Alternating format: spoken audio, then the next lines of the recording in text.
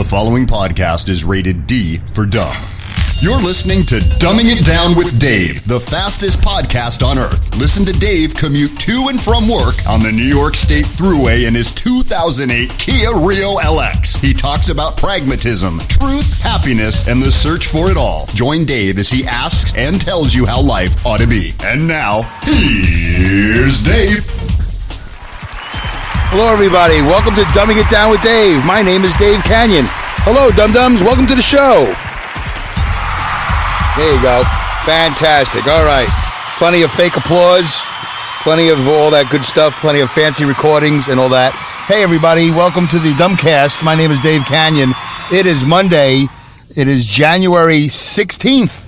And it is 7:53 p.m. I'm in Kingston, New York. I've never done a podcast in my car in Kingston, New York. Not that it makes a difference to you, but that's the way it is today. Happy Martin Luther King Day. It's kind of a weird thing to say, right? Happy Martin Luther King Day. It's a weird thing to say. Hey, have a happy day on the civil rights leader's birthday, I guess. The man who was assassinated and did so much for civil rights. It's, I don't know, happy Martin Luther King. How about, appreciative Martin Luther King Day? How about that? Is anybody going to be hip to that? Hey, appreciative, inspiring Martin Luther King Day. Or respectful Martin Luther King Day. Acknowledging Martin Luther King Day. I mean, happy birthday. That makes sense. Happy anniversary. Yay, you've been married. Yay, whatever the anniversary is. Might not be married. It might be happy divorce, Hey, it's been 20 years. Happy anniversary on your divorce. Happy birthday. But, happy Martin Luther King Day. It's kind of a weird thing to say. So, never thought about it till just now, but that's the show. That's the Dumbing It Down with Dave, fastest podcast on earth. And we appreciate you. I appreciate you. It's really a one-man show. So I appreciate you listening to my commute, maybe during your commute. Maybe you're on the treadmill. Maybe you're somewhere in your house cutting a slice out of the happy Martin Luther King Day cake. What kind of cake would it be? All right, racists, say it all together. Black layer cake. There you go. Okay, let's get the low-hanging fruit out of the way. There you go. Oh, but I had chocolate mousse. All right. Calm down. We're not here to do racist jokes. Those aren't racist, Dave. All right, whatever. No, racist would be Black Devil's food cake. Okay, enough. It's wrong. It's not funny. So anyway, I just came from the Kingston, what is it called? I never really referred to it as it, so now I have to remember what it's called. There's a meetup group that I'm a part of, the Kingston Policy Book Club. Kingston Government Policy? I don't know. I really don't know what it's called exactly, but whatever it is, it's a book club. We meet in Kingston at the 721 Media Center, and some of the people were very nice to acknowledge my podcast. I haven't publicized it. I didn't do the book club for it. I don't know if I was doing the podcast when this book club started. I don't think I was. No, I don't think I was. I think this book club has been going on for over a year. And I've only been doing this podcast for like 8 or 9 months. Actually, DIDWD, which is Dumbing It Down with Dave, minus 40. DIDWD minus 40, that's what it is Dumbing It Down with Dave minus 40, which is 40 episodes ago, was episode 12. And that was I Got Mail, and that was in May of 2016, so that's 9 months ago. So my buddy Mark was the first person to send me an official email. There was a couple of episodes where I was campaigning for people to get me an email, and he sent me a sympathy email. He was my first sympathy listener, and then he sent me my first sympathy mail. So Mark has been a good friend and a dedicated, a critical listener of my show who didn't appreciate episode 51, my buddy, Richard M. Nixon. I kind of thought that I didn't make myself clear, but I kind of think he was like myself. Quite often he was sleep deprived and was tired when he was listening, as he is most often tired. By the way, ladies and gentlemen, I just want you to know that, and it's only going to be a problem for so much longer. The majority of truck drivers, I probably shouldn't be saying this out loud, but I don't have like millions of listeners. But if I did have millions of listeners, I probably would say the same thing.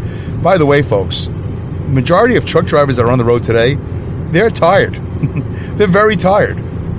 Not that they're especially more tired than firemen or policemen or mailmen or doctors or lawyers. I think a lot of people in this world are tired. Truck drivers just happen to be behind the wheel. It's a sedentary position, and we have long days. So just to let you know that, if you see a truck driver and the truck is kind of like, moving around his lane into your lane a little bit, just give him a quick honk. Don't be angry. Don't be afraid. Well, you could be I would be concerned. I'd be respectfully concerned. And, give a little toot of the horn, I can't hear it, a little beep beep, a little and, flash your lights a little bit and just, wave at him, say, hey, you okay? Give him a thumbs up. You okay? And, maybe you can buy him a cup of coffee if you want, if you see him at the rest area, if he's smart enough to pull over. Sometimes they're just working it out. I've had moments where I'm a little less than enthusiastic, a little bit less than energetic and inspired, and I might cross over the double white line there, the broken white line. That might last a couple of minutes. I might pull over, I might not. But just to understand, it's a long, hard, boring job where you look out a window for some guys 8 hours a day, for some guys 11 hours a day. Me, I have a 16-hour day. That includes my commute. So it's a long day, and we're not all exactly Olympic athletes. You don't go from the 2012 Olympics into truck driving. You don't go, hey, I just ran the fastest quarter mile, and then get into a truck. A lot of us are overweight. We have sleep apnea, which is the newest thing that's going to be sweeping this country. It's going to be the big sleep apnea. Everybody's going to be doing it. Everybody's going to be claiming sleep apnea. Doctors, it's just going to be everywhere, especially with this situation in Hoboken. I don't know if you know about it. For those of you that don't live in the New York, New Jersey metropolitan area, there was a train crash, and they're blaming it on sleep apnea. I think we've had some Amtrak incidents in the last couple of years. So it's on the rise. It's trending upward. Sleep apnea. Years ago, it was lesbianism and being a homosexual, and years before that, it was doing drugs and whatever. There's always like a little trend that everybody gets on the bandwagon. So get ready for the sleep apnea bandwagon. It's coming to a home near you. If you have a certain size neck, chances are you have sleep apnea. You're going to be hearing all of this. But anyway, it's not nearly as big of a problem as they're going to make it out to be. Believe me. But exhaustion is a big problem. But, I don't think that's what I'm going to talk about today. So I just came from a book club, and that was nice. It was nice to see people that I haven't seen in a long time. I don't make all the meetings. I don't know what you guys do. What do you do for social activity? Not for fun. I've asked that before. What do you do for fun? Well, what do you do for social activity? What do you do to get out? Get out from under Facebook. Get out from under Twitter. What do you do to get out? Some of my friends are stand-up comedians. They get out and they perform. But as personal as they may be with their audience or not, most of the guys I know are not that personal with the audience, like doing crowd work or doing personal material. But that's performing. That's really work for them. Some of them mingle, some of them don't. Some of them just want to get laid. And that's understandable, men and women. But it's good to get out. I almost didn't come tonight. I almost didn't come out, but I did. And it was nice. I met a new woman, a new friend, Joanne. She was nice. I saw Steve, who hosts the group. I saw Chris, and I saw Susan. Names you don't know who these people are, the faces that go to these names. But the point is, I came out. I tried to read the book. I didn't. And everybody knows, except for Joanne, who's new to me, and I'm new to her, that I have an issue with reading. I have a time issue. I have a staying awake issue. And I did not read the book. But you don't get an incomplete in this group. They still welcome you. And I still found the way to participate. And I still found the way to add to the group. But it's good to socialize. It's good to make face-to-face contact in real time. RT. In a room. That was just us, 1, 2, 3, 5 of us. Sometimes there's been 7 or 8 of us. It's good to get out. Do you get out? You should get out. It's good. It's good not to be in a chat room with 3 or 4 other people. We were actually in a real chat room. We were in a real chat room. We were chatting, really, in a real room with 4 walls. Well, yeah. Well, one of the walls was kind of glassy and led to the break room, which we never seemed to go into. But, anyway, so it was good. And some positive things happening in my life. Oh, let's do the mileage report real quick. Let's take a break. We haven't taken a break the last couple of episodes. I'll try to take a breath break. We haven't taken a breath break the last couple of episodes. I feel like I've been quite inspired and I kind of went on and on. All right, so this mileage report, by the way, for those of you that don't know, listening for the first time, and thank you very much for tuning in. However you found me, I really appreciate it. And please thank the person who recommended you, or recommended me to you, however that works. I'm in a Kia Rio 2008. I usually do this dumbcast. I call it a dumbcast, and I refer to you as my dum-dums. And I say it as a term of endearment. It's a 2008 Kia Rio LX, as you heard. Oh, the top of the show, by the way, the introduction is Alex Exum. Please give Alex Exum a little shout out. Listen to his podcast, The Exum Experience, and contact him at Alex Exum in all different forms of social media. Everything is at Alex Exum, alexexum.com, and Alex Exum at Yahoo, or whatever. It's all Alex Exum, ALEXEXUM. The mileage report is brought to you by Pipe Dream. Pipe Dream is a live radio, internet, talk show, comedy, and otherwise every Wednesday, wherever you are in the world, Wednesday at 8 o'clock. If it's Wednesday at 8 o'clock on the eastern seaboard of the United States of America, wherever you are in the world, it's time for Pipe Dream Live, brought to you from the people who created the comedypipe.com website. You can listen to the stream on comedypipe.com, or you could watch it on YouTube Live, and you can interact with them with Twitter at comedypipe. So there you go. That's the mileage report, and the mileage this week is, wow, a whopping, thank you, Kia Motors. Thank you very much for providing me with this great car that I paid for. But anyway, I'm angling for a little Kia action here. I'm not being shy about it. 225,399 miles. I'm so close to 225,400 miles. By the time this podcast is over, I'll be over 225,000. That's almost 250,000 miles. If you want to really make it like a big number, like wow, almost 250,000. 225,399 miles. That's pretty good for our 2008 Kia Rio. 9-year-old car. I'm driving it to the ground. I'm determined now. It's hard to believe. Once upon a time, I thought for real that when I bought this car at 52,000 miles, that I was going to sell it before 100,000. I wanted to sell it before the extended warranty was up. So, or was that the regular warranty? Whatever it was, I think it was the extended warranty. I can't remember. But my plan was to get rid of it within a year or so and get another Kia or something else, so I could always stay within a couple of years of the purchase year, like 2008. And I think I bought this car like 2009 or 2010. So I kind of wanted to keep within, X amount of years of the year of the car, but that plan kind of fell through, and that's fine because this car's worked very well for me. 170,000 miles later, 175,000 miles later. Anyway, there you go. 225,400 miles right now as I go through the toll booth in my hometown of Saugerties, New York. So what's the it? Thank you, Comedy Pipe, and thank you, Alex Exum. And real quickly, hey, my friends at Awesome Insanity Surfers. Thank you, Linda at Awesome Insanity Surfers. Who's been a great friend to me, and also Jeff, a.k.a. The Spark. He's the Spark at Taking Over the Globe, which is brought to you by the Internal Monarch. All right, so there's some friends of mine on the internet, some friends of mine who do podcasts. It might do you good to listen to a little Awesome Insanity Surfers. They're a little crazy. They're a little insane. And Jeff, well, Jeff's my brother from a totally another mother. And from another state and from another part of the world. But had we known each other and grown up together, we would probably have been best of friends, if not lovers. No, Jeff, don't worry. We wouldn't have been lovers. Anyway, so getting out. What's the it in getting out, dumbing it down with Dave? My friend Mark has always said to me, Dave, get to it. Get to the it. You spend too much time thanking people. The show takes too long to get going. Well, that's the show. I try to give you a little something of me. I'm not coming from work. I'm not going to work. I'm coming from a book club. I left my house today, my comfortable confines of my house, when I went to this place in Kingston called the 721 Media Center. We sat in a room. We discussed politics. It's a big deal for me. I don't know politics, and I don't read books. Why am I in this book club? Because it makes me uncomfortable. And why am I talking to people I don't know who they are? Because it makes me uncomfortable.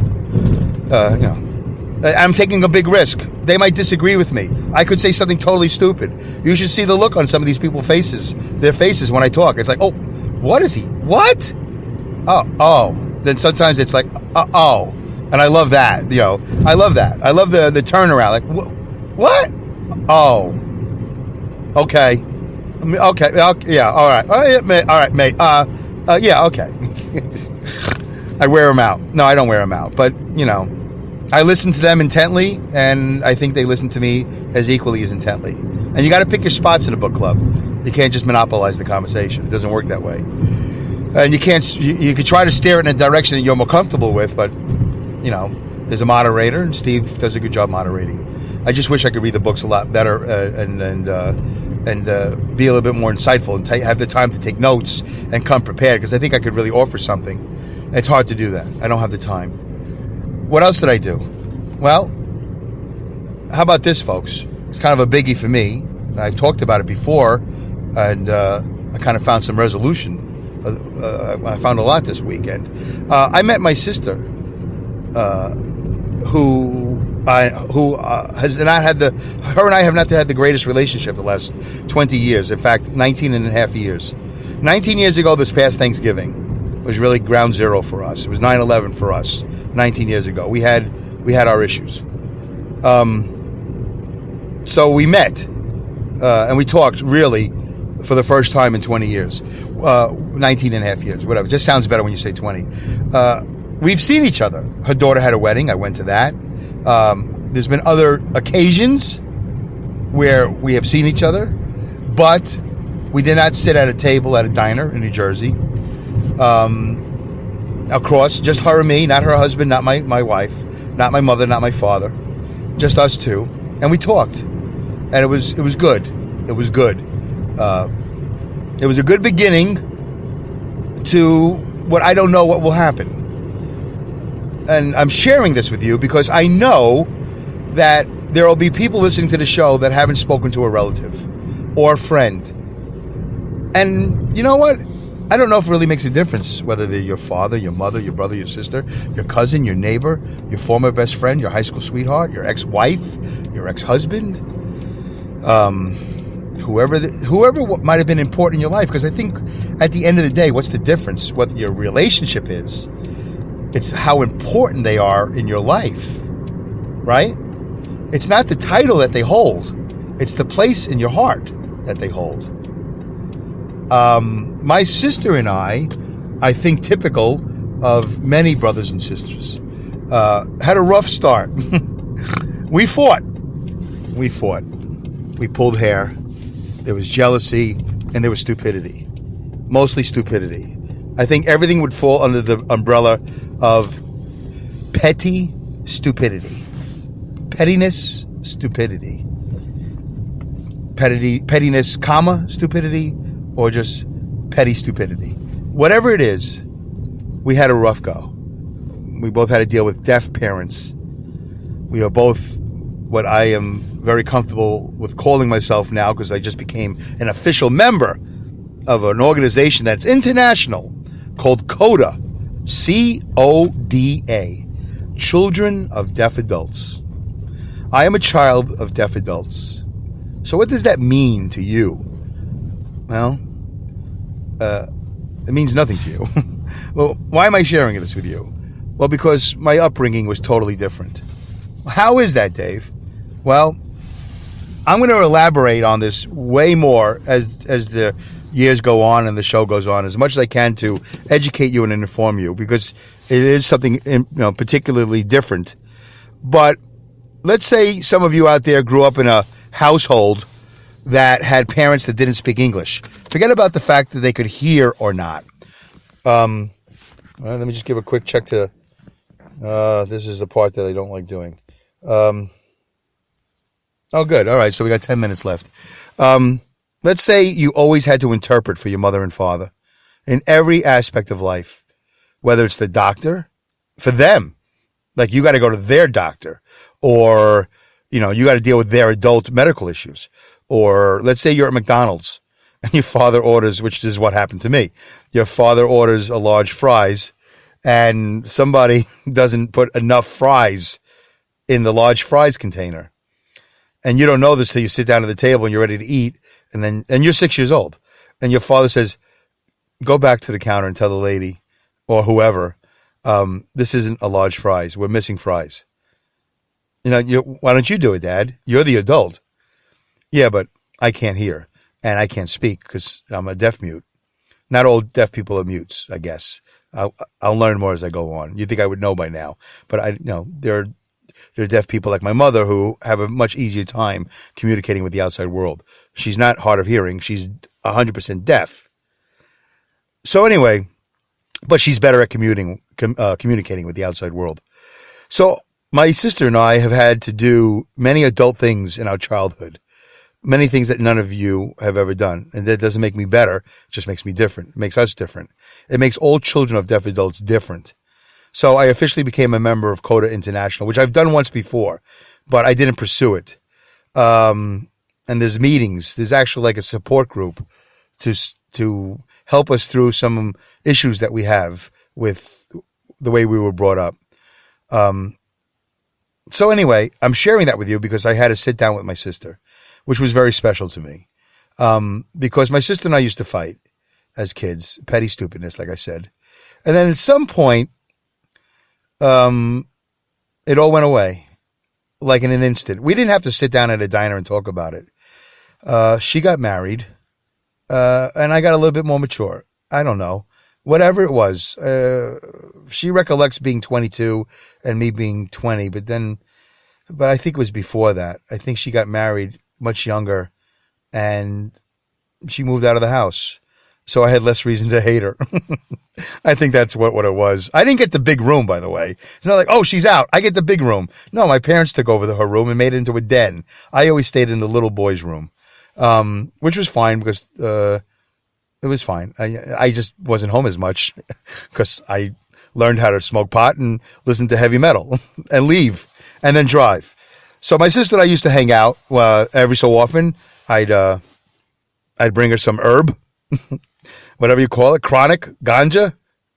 I'm not going to say that she smoked it. I don't know if she wants me to say anything like that. I don't think it affects her job. I don't say her name, so whatever. I don't know. Maybe she smoked it. Maybe she smoked it. She didn't inhale it. What do I know? But we also enjoyed a good pint of Ben & Jerry's or Haagen-Dazs. Whatever was popular at the time, I would buy it. And we would talk, and I would make jokes, and she'd laugh. And she was a great audience. So we bonded. I couldn't begin to tell you how many times I visited my sister. It was always me visiting her. She wouldn't come back to the house where I was because I was living with my parents. So I would find sanctuary in hanging out with her. To be somewhat of an adult, I can't even explain how wonderful it was. But it was wonderful. And I looked forward to it.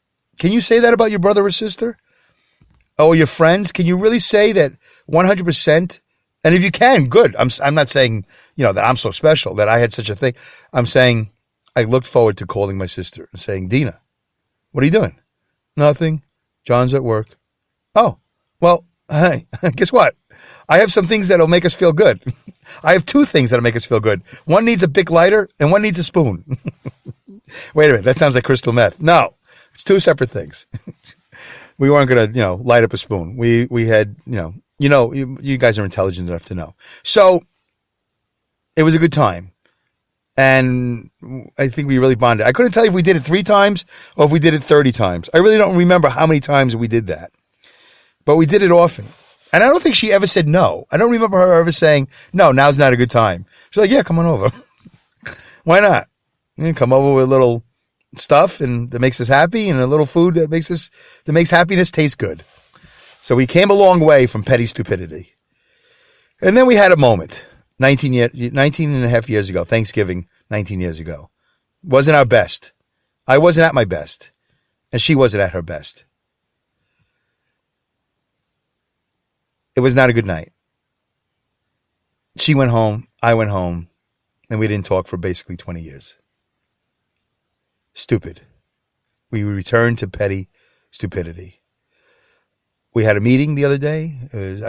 We sat down. It's not meeting. We sat down like brothers and sisters, and we talked.